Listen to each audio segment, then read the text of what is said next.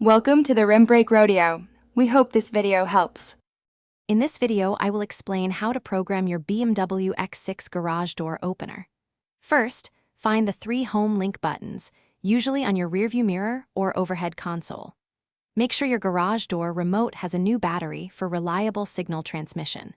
For safety, park your BMW X6 outside the garage before you begin the programming process.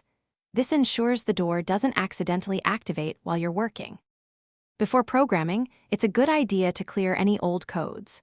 Press and hold the 2 outer home link buttons at the same time. Keep holding them until the indicator light, usually above the buttons, starts to flash quickly. This rapid flashing confirms that all previous programming has been successfully erased, preparing your system for new settings. Now, let's program a button. Hold your garage door remote about 1 to 3 inches away from the home link buttons. Simultaneously press and hold the home link button you want to program and your garage door remote's button. Continue holding both until the home link indicator light first flashes slowly, then changes to a rapid flash. This rapid flash means the code has been learned.